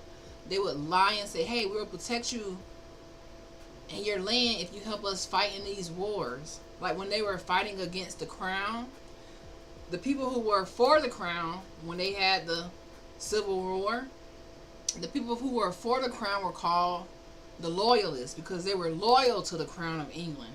They didn't want to break free. They was like, hey, y'all crazy. Then the people in the South, they were the patriots because they was like, we don't want to be loyal to the crown. We want to be independent. So they lied to the NIIJI people on both behalves, had them fighting, thinking that they were fighting to get their land back, and they lied. But because they participated, it looked like they was with it. They vowed to help them, and in the end, they got burnt. So the thing is, by participating, I feel like you're going to get burnt either way. If you really think that whether a Democrat or a Republican wins, that's automatically the mind control that they have. It doesn't matter if a Democrat or Republican win, the outcome is still going to be controlled by the powers that be. To make you think you don't have another option. And this is the whole mindset of a government control is, why would I give the indigenous people who are POWs any power? Why would I give them the ability to self-determine and have sovereignty when that's going to make us lose control? Because what person is going to stay in this system, in our system, if they have a system where they can control themselves, be sovereign, and we won't bother them? No, we cannot let that happen. We have to keep the police on their ass. We have to keep them going to school. If they don't go to school, they're going to get locked up. We have to keep them going to church. That's why they made them pray in school until they ruled it as unconstitutional. They were forced to pray, forced to read the King James. These are forced things. My dad even told me they forced him in high school, my father, to watch the movie Roots. Now, brainwashing or no, they forced them to do it. Imagine right now, your kid in high school and they forcing them to watch the movie Roots. Imagine right now, in this day and age, that being a force. So my thing is, people are in danger either way. Whether you Democrat or Republican, they still going out here unaliving people, being unequal on every level, sending money to all the other places around the world, sending billions of dollars everywhere except to the melanated people here. It could have been gave us land and money. Why do that? It's just gonna give us power. So participating, again, like Lou Era said, is just vowing to be brainwashed. It's like you're vowing, like, you know what, I accept it because I can't do anything on my own. My people ain't together, so I have to participate in your system. And it's not going to get us nowhere. That's why so many people are living in storages, going homeless, losing their jobs, because they vow to a system that was supposed to have their best interests. But moving on from that, guys, when I ask the question, what do we do from here? What do we do now? And this will help you understand how the U.S. government, all that, is never meant for you to be free. They do not want you to be sovereign. They do not want that. That's just like in South Africa, how the Afrikaners came from Dutch. They are not African, but they call themselves the Afrikaners, and they control 80% of that land down there, even though they are the less than 10%. It's the same thing over here. It happened over here. The colonizers came over here. Now they call themselves American. They control all of the land. They control the religion. They control the system. They control everything. But you see in Africa, they're getting their powers back. Look at Ibrahim Traore in Burkina Faso. They overthrew the French government and took control, took their sovereignty back. They developed their own military. And they kicked them out of the country. For us to do that here, it's going to be a huge fight for that to happen. Alright? So the United Nations, called UNDRIP, many people don't know this, but the United Nations came together. They had a meeting in 2007. And the meeting was to protect the rights of indigenous people. Now, out of 144 countries, I think it was, Only 4 countries vowed to not protect the rights of indigenous people. You can pretty much guess which 4 of those countries it was. It was America. They didn't want to protect the rights of indigenous people. Canada. I think it was South America. And Australia. I could be wrong about 1 or 2 of those, but America was one of them. They was like, no, we don't want this law to be talked about. So in 2007, Article 33 of the UN DRIP, look it up, the United Nations Declaration on the Rights of Indigenous People. They didn't push this, they didn't talk about it. Obama did acknowledge it, but they didn't talk about it because they don't want us to know. Article 33 says, indigenous people have the right to determine their own identity or membership in accordance with their customs and traditions. They also have the right to determine the structures and to select the membership of their institutions in accordance with their own procedures. This means that you have the right to identify as NIIJI, define your nationhood, and not be forced into colonial labels like black or Hispanic. Alright? The United States has not fully ratified the UN DRIP, which is what I just read. They voted against it in 2007, but later endorsed it. So they did not want this to be a thing. So self-identification is a basic human rights. Indigenous people rights have rights to define our tribal affiliations such as Choctaw, Cherokee, Muskogean. We have the right to define our cultural belonging and our sovereignty. Okay?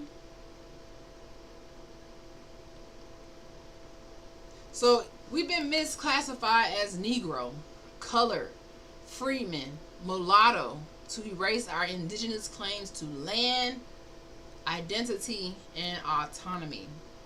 They told us we had to prove our identity through their colonial paperwork instead of custom and oral nationhood. But we have rights, guys. We can control who we are, and there are laws in place that the United States government does not want us to know about, such as UN DRIP. Look it up.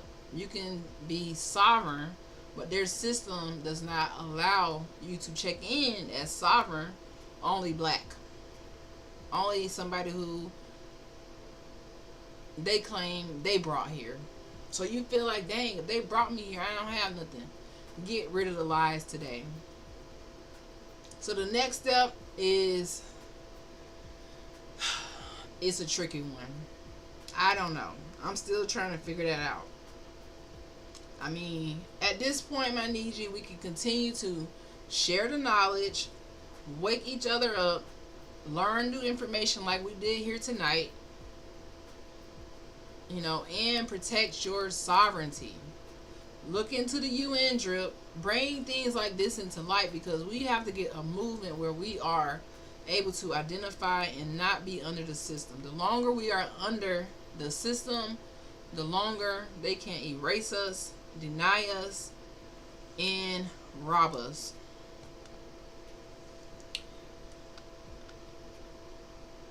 When we stop voting, it is an exercise of power. But expressing that power often leads to outcomes within our own matrix, like Trump. And while that is a clear display of power of non-participation, does it really wake anybody up, or does it put even more people in danger? In identifying, okay, I missed something. In identifying, autochthonous is Big Joker, Aboriginal is Little Joker, Indigenous is Ace. It's in spades analogy. Oh, that was kind of deep. Let me go back and read that again. In identifying, autochthonous is Big Joker. So it's better to say we're autochthonous. Aboriginal is Little Joker, and Indigenous is Ace. In spades analogy.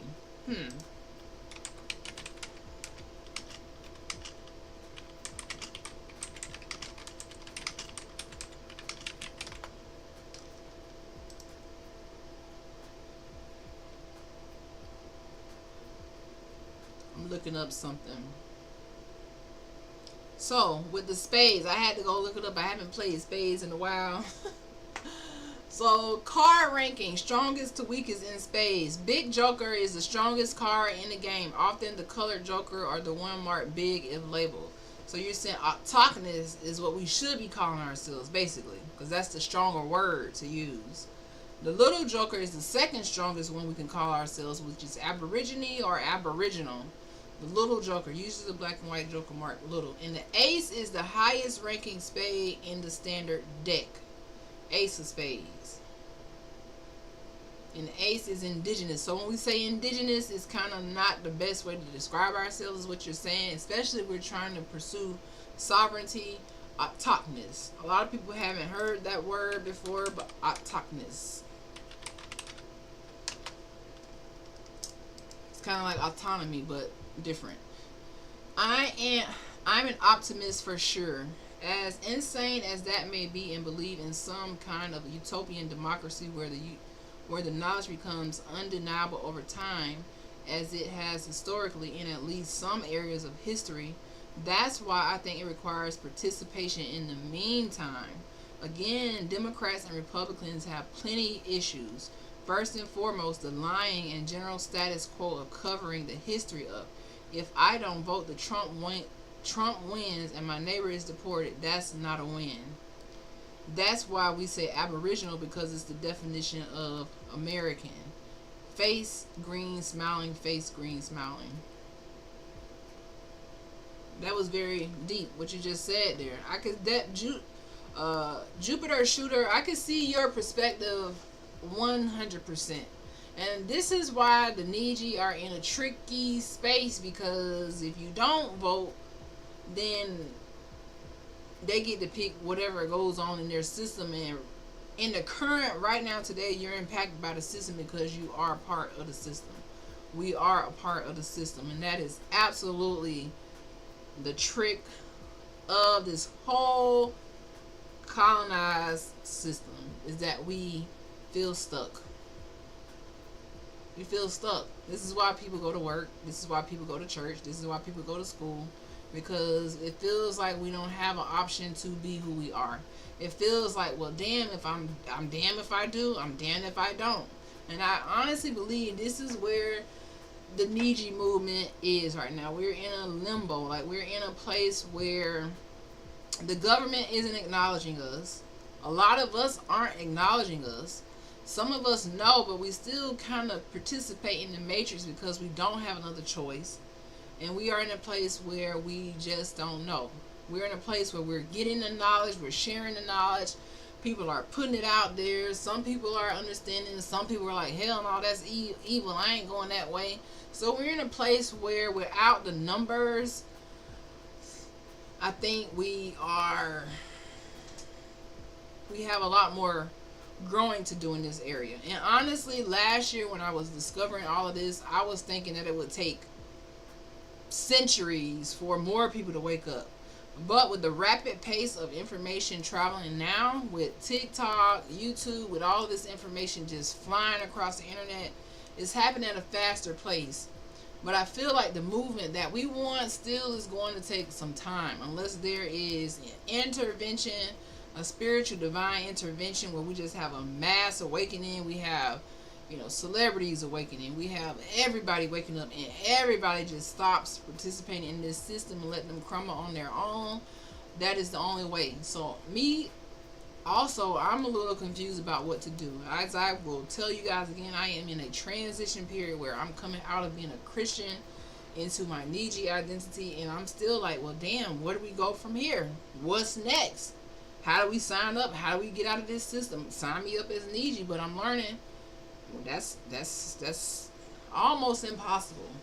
And the people who do know, where are they? Are they telling us how to do it? Are they charging to tell you how to do it? Like, I don't know. I don't have all the answers. I don't even know.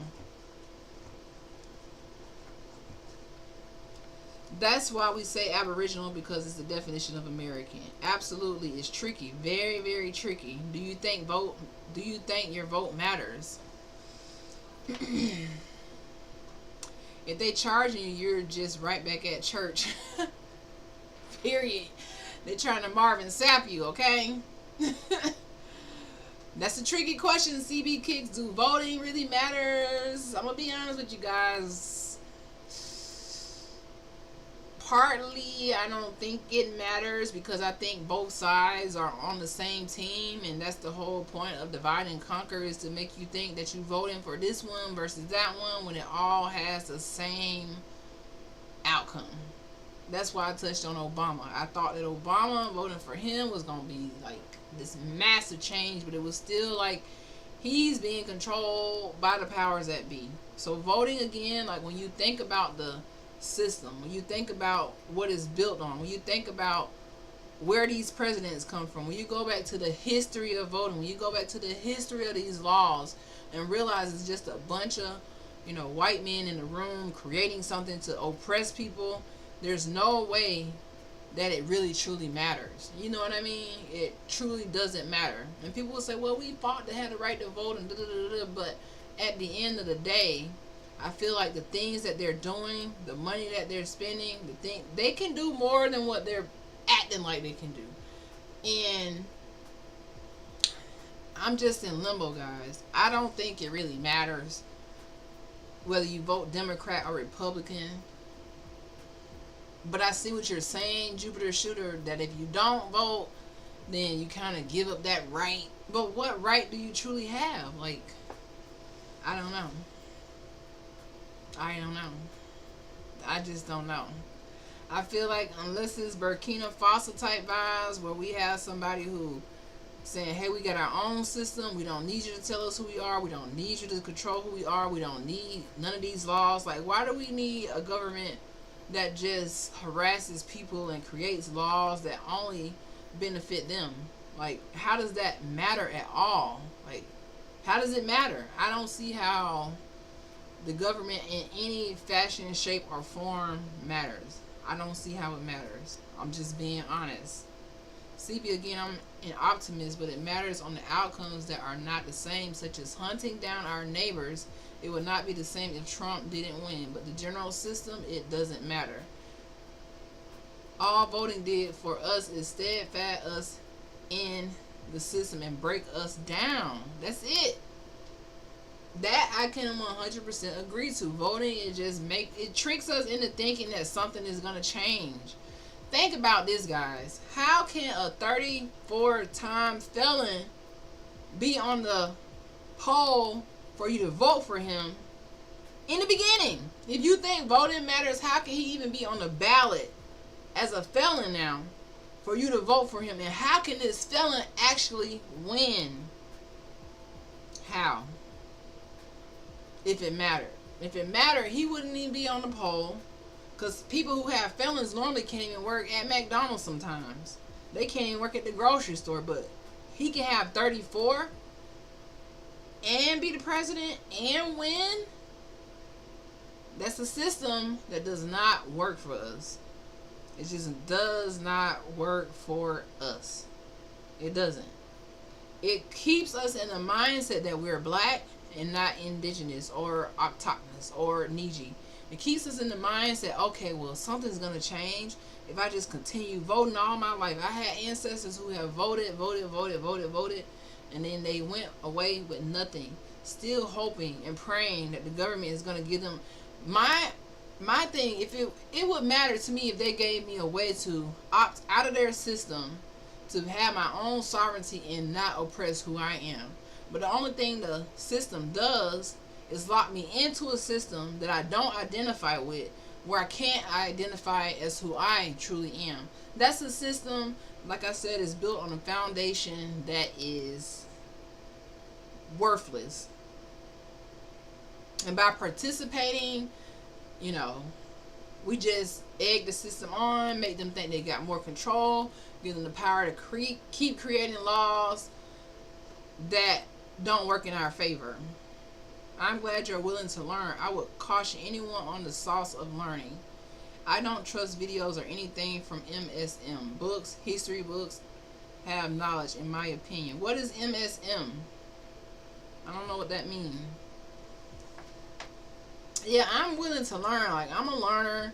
I'm open to figuring out what is next. I'm open to figuring out all the trickery of all of this, because we're all just like, well, dang, what do we do? We have all this new information, but how do we use it? Do we go to court? Do we say, hey, government, you committed treason, you've been lying for decades, but we need so many more people to wake up and not be with the system? Because if we keep saying, well, we just got to keep voting and that's going to make a change, I'm telling you, that's not going to make a change. How many presidents has it been? And all, if you go back and read all those papers in Congress, it's all talking about how to keep us down, how to oppress us, how to hold us down. You know. By the way, when I say books, I'm referring to books that have been cross-referenced, books that have citations so the claims can be verified. MSM, mainstream media. So you said, I don't trust anything, I don't trust videos or anything from mainstream media. Me either, as I'm learning. Obama was too afraid of causing white riots, which of course is laughable in the Trump era, but that fear kept him from truly being the changed president, and that still bites. It's gonna forever bite. You know, he couldn't do that. He wasn't afraid to cause those riots. He couldn't cause those riots. He couldn't make certain changes. He pretty much was just the face of the government.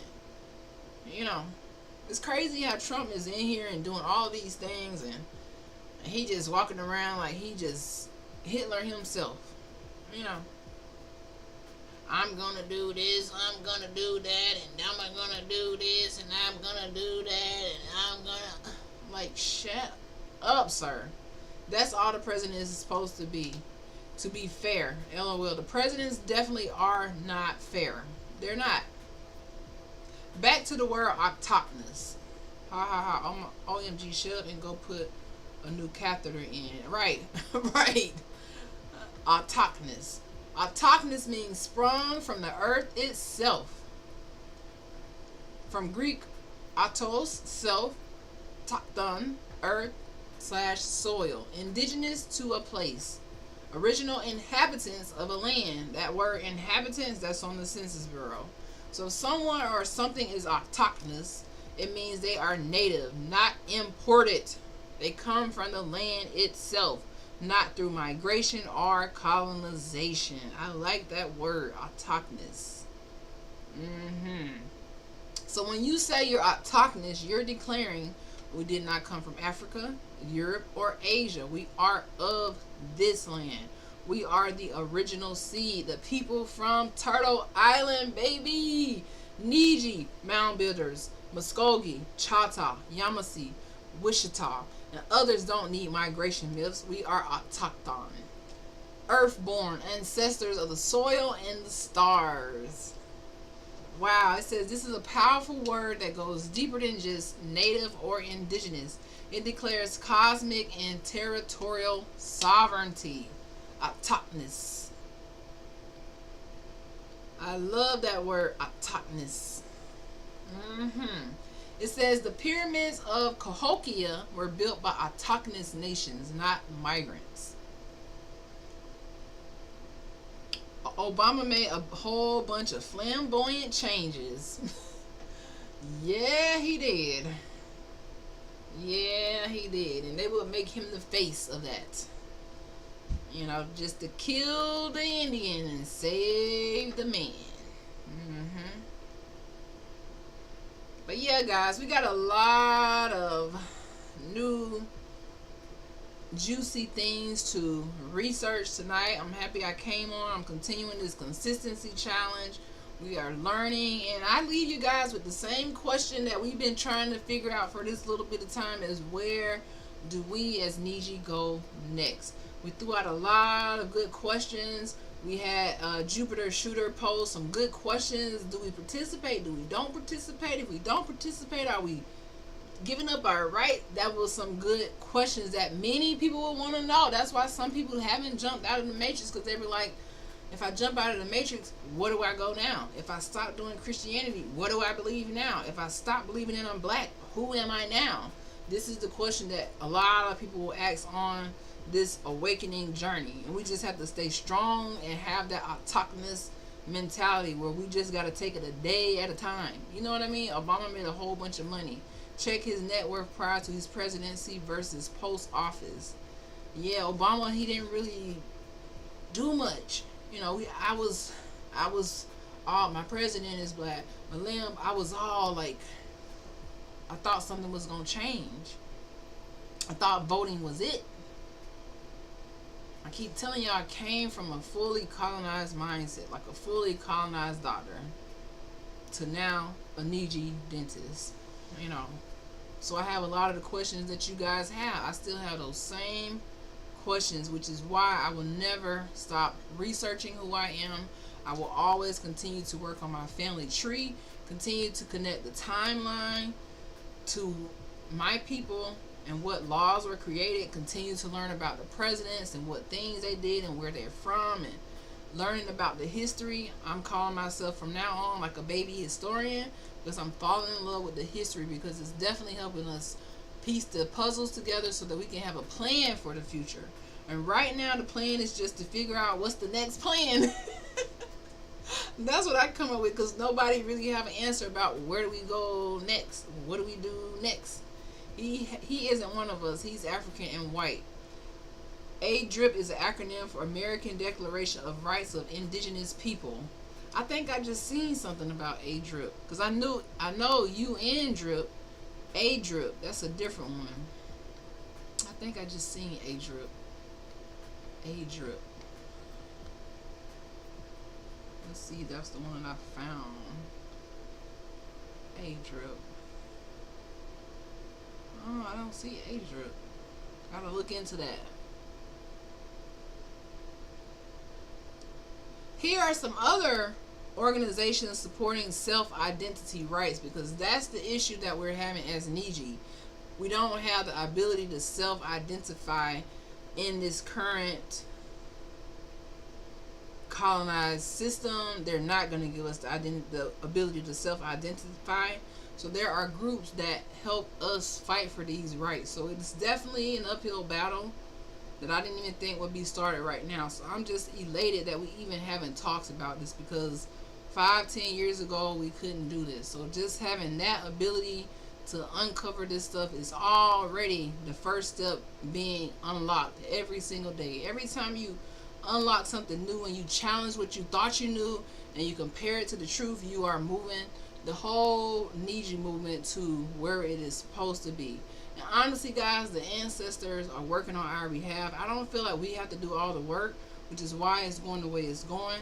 It's just going to work itself out, because the truth shall set us all free. The truth.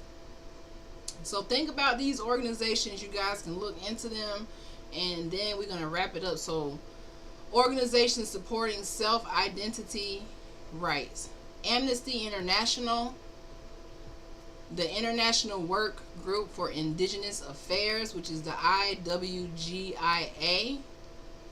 Cultural Survival, and the Permanent Forum on Indigenous Issues, which is UNPFII. These groups help document and defend cases of identity-based discrimination, forced reclassification, which is all of us NIIJI, and denial of indigenous nationhood or tribal sovereignty. Alright, so we have an uphill battle. It's very tricky. Unity is the key. I subscribe to you from your comments on Chief Holiday interview from 3 Millie. Oh yeah, I saw that interview. That was very enlightening. I'm always in those little videos trying to connect with people and just grow, because I'm still new, guys. I'm in a transition period. Keep sharing and building intelligence to point liars self-destruct in your aura, period. And that's where we at with it. We still on phase 1 of this NIIJI movement, guys. We're still on phase 1, trying to get to phase 2, which is self-identification. Self-identification. Alright?